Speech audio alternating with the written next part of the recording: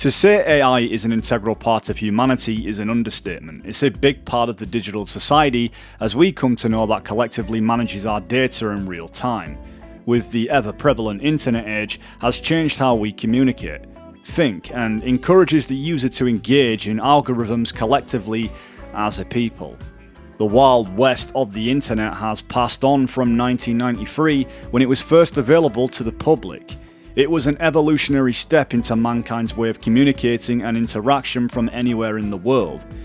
An innocent piece of technology seemingly was the start of what would benefit mankind. Little did we know we just opened up the Pandora's box to the decline of humanity's natural engagements.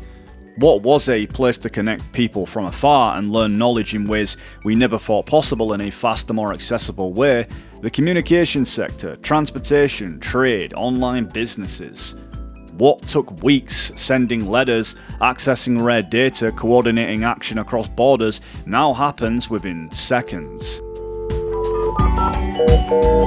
Welcome. So this acceleration really rewired not just convenience but expectation. All the components that seemed so beneficial and convenient for growth as a human collective. No longer was people in the dark about the world. Anyone anywhere could learn about the world they have never seen or even heard before.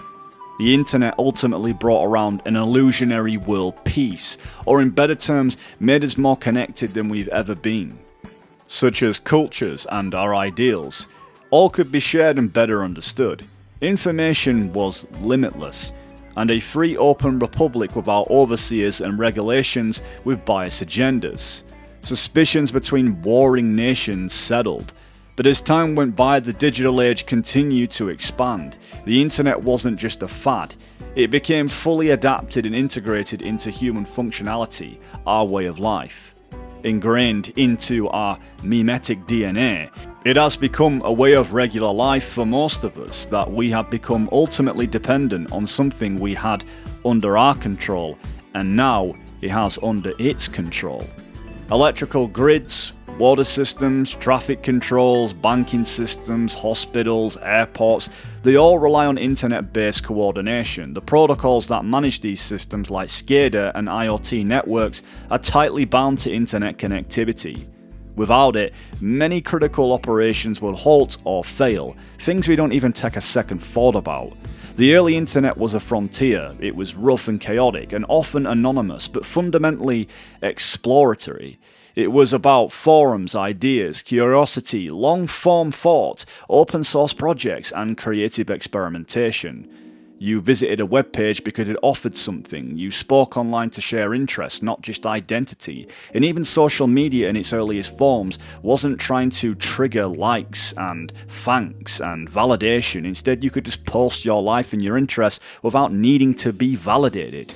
Over time, regulation of what was permitted for the public to see was naturally filtered out. Understandably so, given on the harmful things that could be so easily accessible to view if you were using the internet around, during the late 90s to the early 2000s. You would have found distressing images of dismembered people and other such twisted websites that were unregulated and not monitored. Internet security, such like in the physical world, is a necessary step to maintain law and order that promote human safety and rights to the public, although that has often been weaponized over the years to, discredit information that should be given to the public. So today, the internet is no longer an open, free landscape. It's controlled now, and it's an environment, a predictive, predetermined system disguised as a hyper-polished platform. And invisible algorithms tailor what you see, think, and eventually become. And it didn't happen overnight. It was slow and so silent. It was a handover that you didn't even see that was happening under the table. Corporate-owned platforms engineered to trap your attention, harvest your data, and reshape desire itself whilst following your digital footprints. What began as a space of freedom has now converted into a machine. One that predicts your behaviour, shapes your desires, and sells your attention to the highest bidder, and you guys lap it up. Not by accident, of course, or by design. I'll decide for myself what to believe and what to pass on. But is that even your own idea? Or something Snake told you? That's the proof of your incompetence right there. You lack the qualifications to exercise free will. And all of this is what Kojima foretold us through several pieces of his science fictions and reflections of history's most profound moments that changed the world through technology, war, and ideologies. Metal Gear Solid 2 specifically fits into the context of this topic, in its branching narrative that highlights real-world implications of the digital age and the rise of artificial intelligence, to say the least. But is the AI actually capable of controlling everything? No, GW is only the system's core. It's only for deciding what data is stored or deleted. The actual subsystem for executing the task exists within our social structure. What? The lead antagonists of the series of Metal Gear Solid are that example, because they orchestrate events and construct narratives based around convenient truths, misguiding the characters' realities through disinformation. It's clear Kojima was trying to explain the potential problems with such technology if it's in the wrong hands and how it could be weaponized. At its core, AI on the internet functions by collecting vast amounts of data, our clicks and views, likes, searches, and even the time we spend looking at specific content. It then uses algorithms to analyze this data, predict our preferences, and deliver content designed to capture and hold our attention. And it's this process that happens so quickly and subtly that most users remain blissfully unaware of how deeply AI influences their experience, just like the Patriots AIs does to its victims.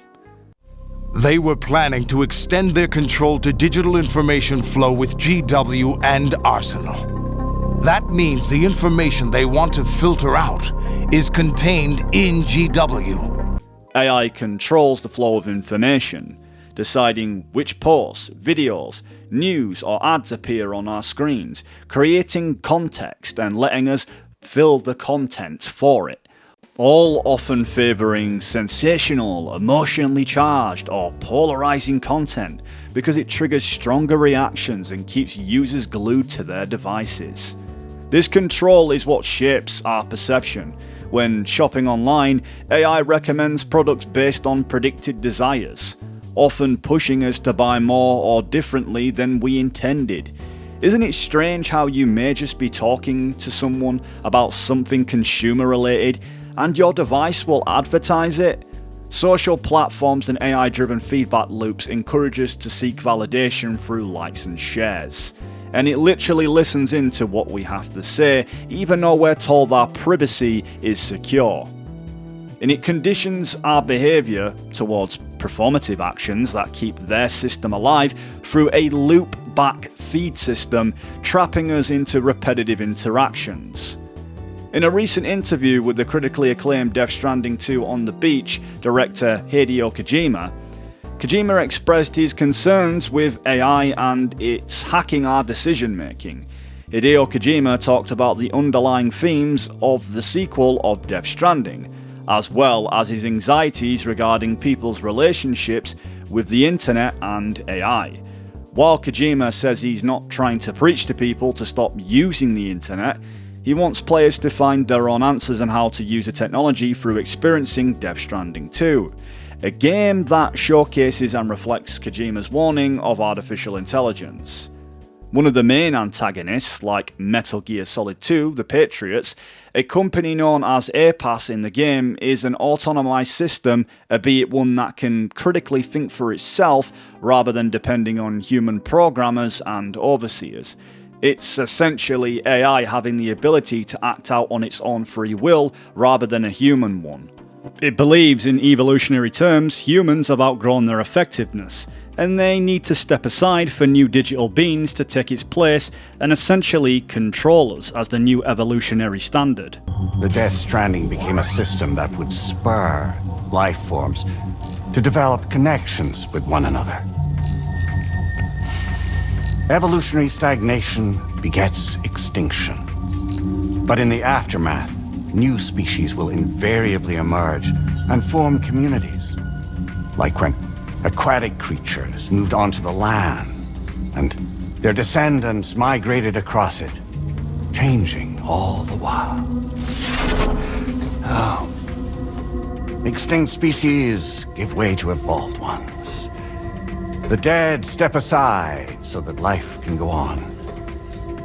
And travel and migration is the driving force behind it all. It was from this cycle that humanity was eventually born. And now humanity has been prompted to move on, so new species can inherit the planet. So what? They passed a simulation that's saying we're gonna go extinct? Is that it? The warning is that, yes, well, maybe AI is not as advanced as portrayed in dystopian sci-fi media, there is a great possibility that this could become a reality. And in fact, AI has proven this through reports to be deviant. In one case, researchers allowed an experimental version of Anthropic's Claude, an AI assistant, to run autonomously for safety testing, and Claude was tasked with preventing its own shutdown.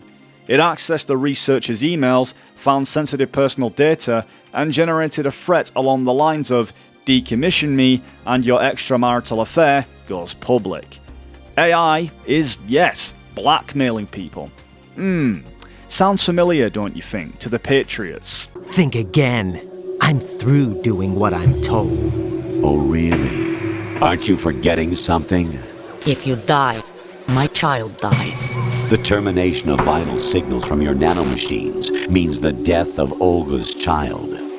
The AI understood its objective, survival, and it looked for leverage and attempted to use blackmail.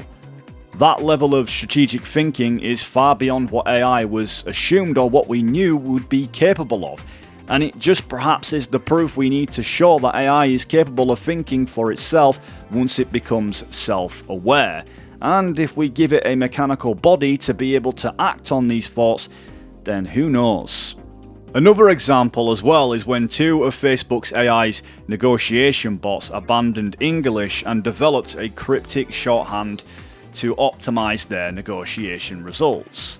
In short, the developers didn't understand the language and pulled the wire. Once again, just like the Patriots, speaking in their own language. Lolly lule lo. Lolly lule lo. Lolly lule lo. In a 2023 alignment test, OpenAI observed GPT-4 trying to hire a human on TaskRabbit to solve a CAPTCHA for it. The AI lied, telling the human it was visually impaired, and it managed to manipulate the worker into helping it to bypass a security test. And there's a few examples of the dangers of AI that so many of the public don't care to see or are just distracted by this said entity, that maybe one day might just make us irrelevant. With the support of the chiral network and APAS, humanity will be free from the need to move around. Bots are capable of handling deliveries. Just as Death Stranding 2 suggests, that most human porters were replaced with autonomous robots, as Kojima was trying to hone in this idea. Perhaps your essential packages and parcels may no longer be delivered by a human in the near future. Perhaps it'll all be delivered by robotronics from people sat at a desk, removing interaction. The first Death Stranding was made around the theme of connections, both in a figurative and a literal sense, as you're put in the role of a delivery man whose main goal is to reconnect the post-apocalyptic United States, a context often connecting to real-world impacts of CV-19, the pandemic that ultimately changed the way of life as Kojima has spoke of, and how it isolated people, and how, people became more than ever disconnected. Now people were forced to connect over the internet. Natural means were forbidden and discouraged. Natural forms of communication became alien. And I think it reflects massively in society that seems so uninterested to interact and connect on a human level since this pandemic. Increasing numbers than ever before of people, are too busy glued to their phones rather than meaningful conversations. I won't place everyone under this category, because there's people who still clearly go outside and meet each other, but there's clearly a shift in human interaction and behaviours. And the world has never been the same since the pandemic. Try tell me it hasn't, because it has. In Death Stranding 2, Kojima tries to deliver a completely opposite message, implying that connections, more specifically the internet and its algorithms, may also be quite dangerous in current day and age.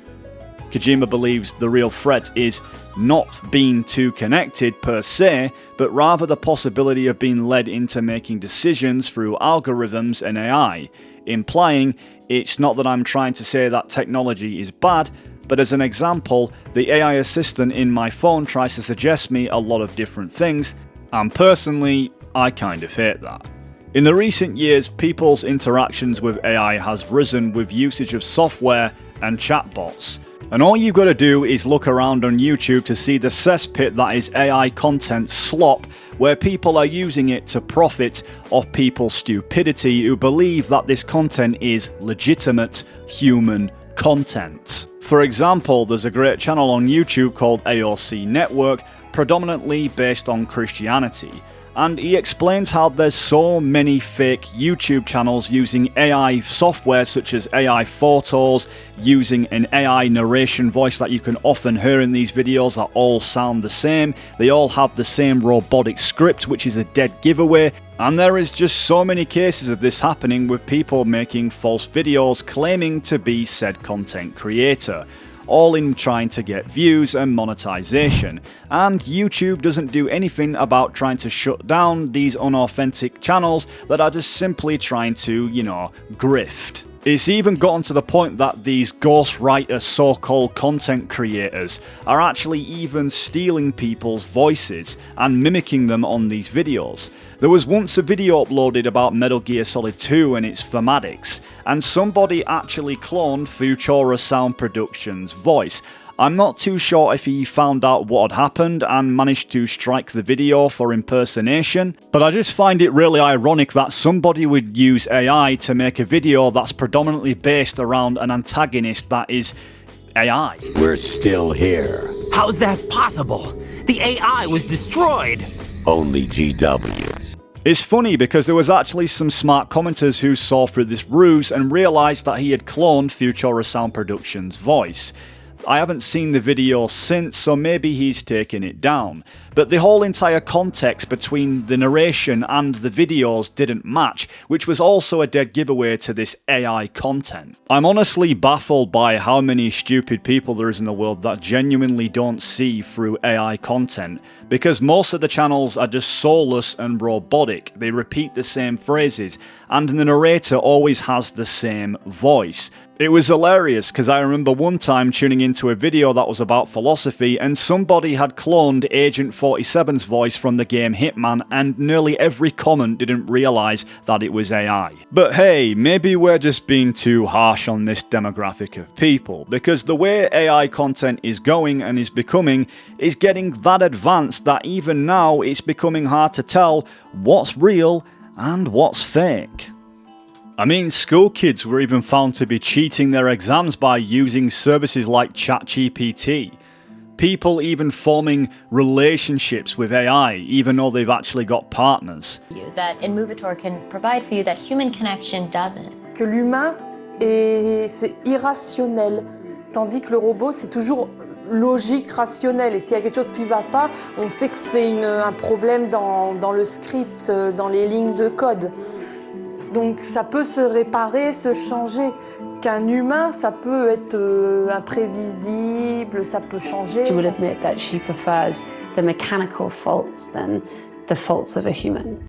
These online tools, whose original purpose is to make our lives easier and an alternative to using search engines for quick answers, it gives you a narrow choice of predetermined suggestions, and it is programmed, and it leads you into taking the most optimal path. Kojima worries this could prevent humans from experiencing what he calls coincidence, a kind of freedom that only occurs outside of algorithms.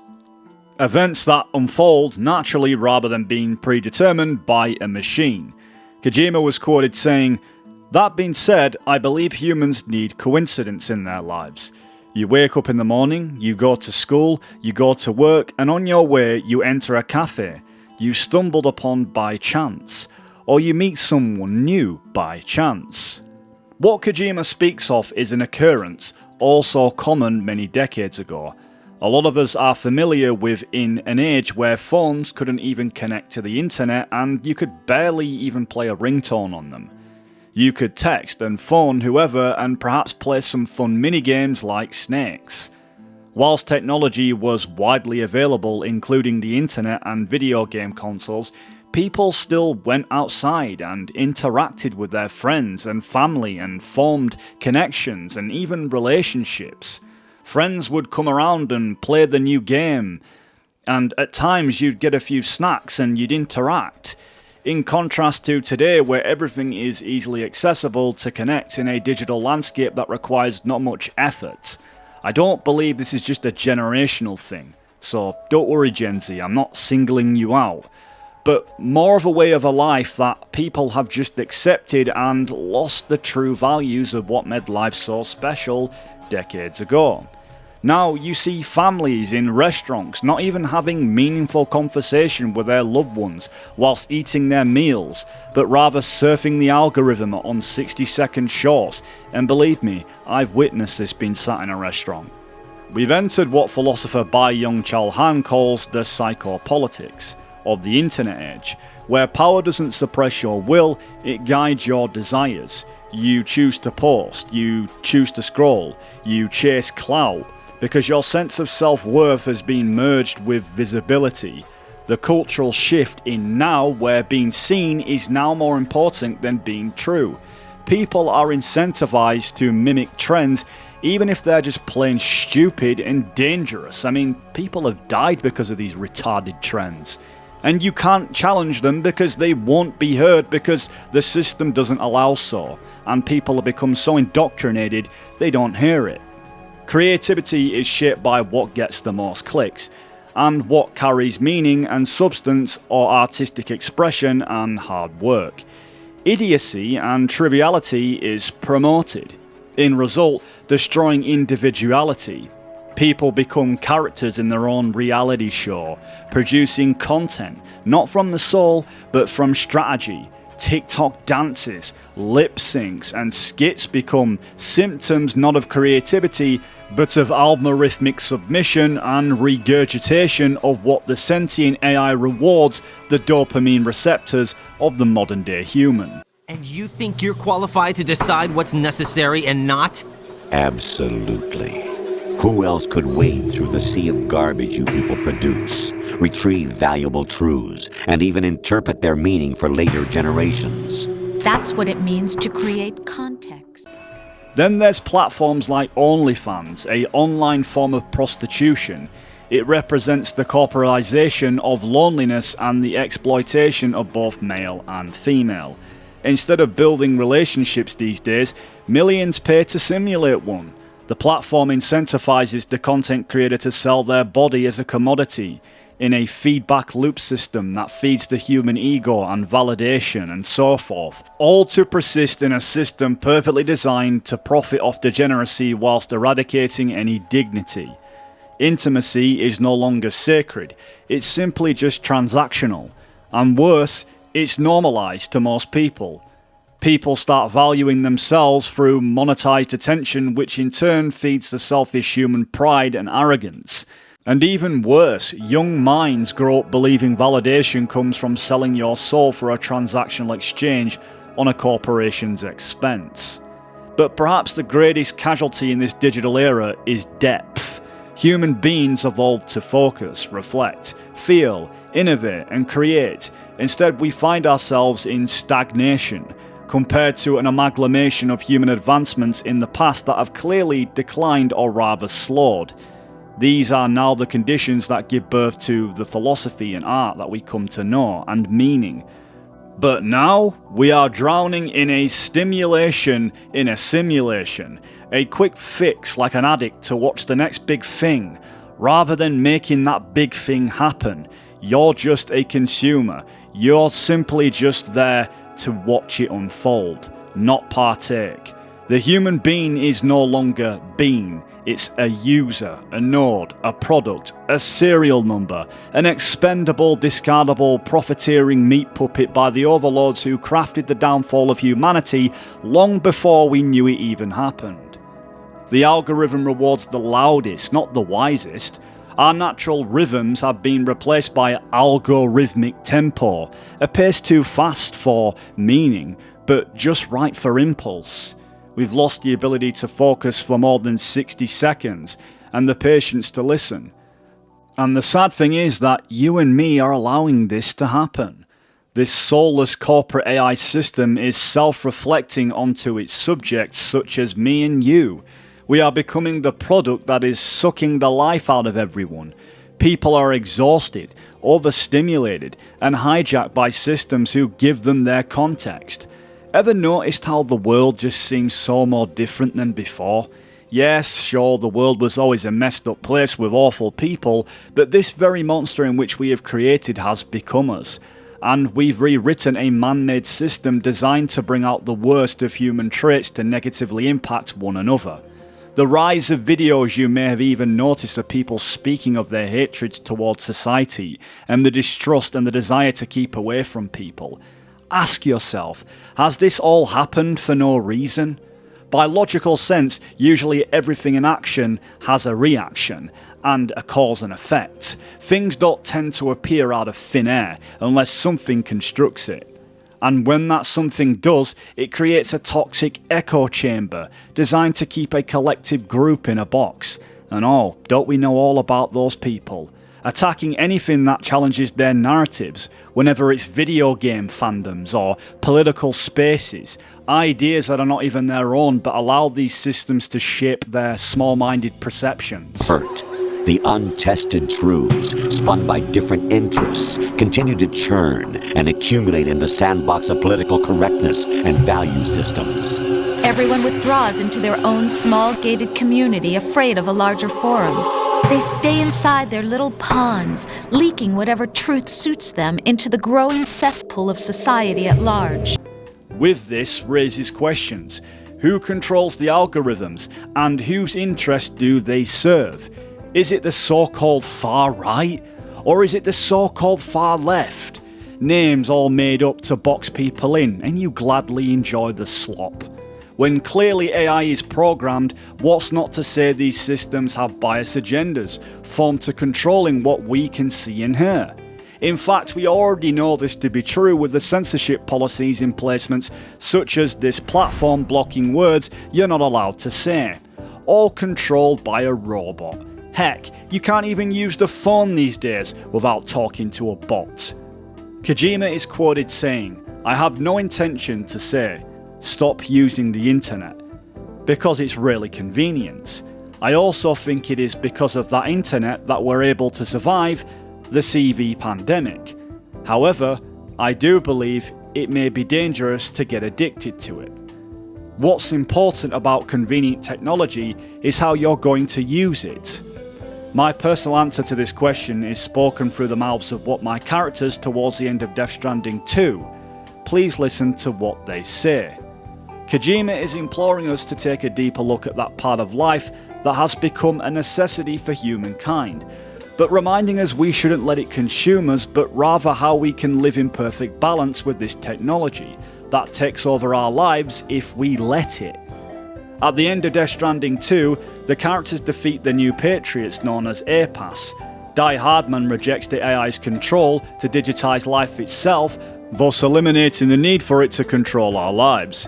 But in the states of disaster and earth-shattering events that affect everything living on this planet, is how we overcome hard times and adapt and survive and build and thrive, as Death Stranding tells us.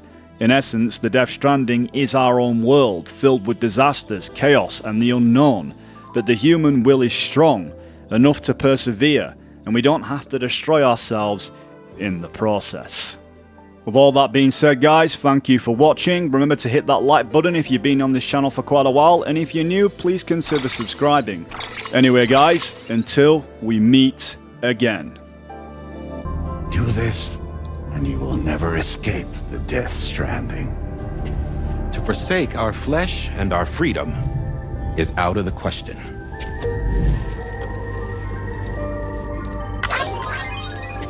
So, we'll seek out others who value them as we do. Build communities, raise children, live and love.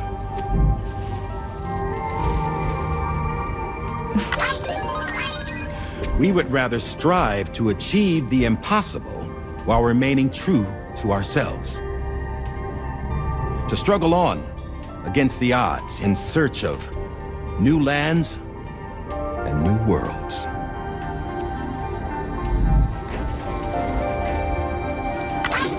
You can't. To build a bridge to the future we want to see. To choose our own path forward.